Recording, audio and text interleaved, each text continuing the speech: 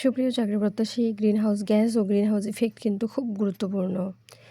সবার আগে আমরা জানব গ্রিনহাউস বলতে কী বোঝায়। কাচের ঘরকে কিন্তু গ্রিনহাউস বলে। মূলত শীতপ্রধান দেশে তীব্র ঠান্ডা থেকে উদ্ভিদকে রক্ষা করতে এই কাচের ঘরে চারা লাগানো হয়। যে সকল গ্যাস গ্রিনহাউস প্রতিক্রিয়ার জন্য দায়ী তাদেরকে বলে গ্রিনহাউস গ্যাস। গ্রিনহাউস গ্যাস রয়েছে মূলত ৬টি। কার্বন ডাই অক্সাইড, যা বাতাসে রয়েছে প্রায় ৪৯%। মিথেন রয়েছে গ্রিনহাউস গ্যাসের ভিতরে আর কি। মিথেন রয়েছে প্রায় ১৯%, সিএফসি ক্লোরোফ্লোরোকার্বন প্রায় রয়েছে ১৭%, ওজোন O3 প্রায় ৮%, নাইট্রাস অক্সাইড N2O প্রায় ৪%, জলীয় বাষ্প হচ্ছে H2O প্রায় 2%, 2%। প্রধান দুটি গ্রিনহাউস গ্যাসের মধ্যে রয়েছে কার্বন ডাইঅক্সাইড ও মিথেন।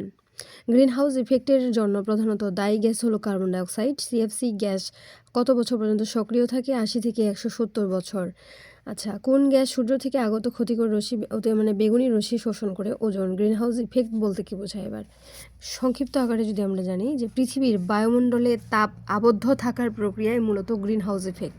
আরেকটা ইম্পর্টেন্ট প্রশ্ন এখানে, গ্রিনহাউস ইফেক্টের ফলে বাংলাদেশের প্রত্যক্ষ ক্ষতি কী হবে? বাংলাদেশের নিম্ন অঞ্চল পানিতে তলিয়ে যাবে। Thanks for watching.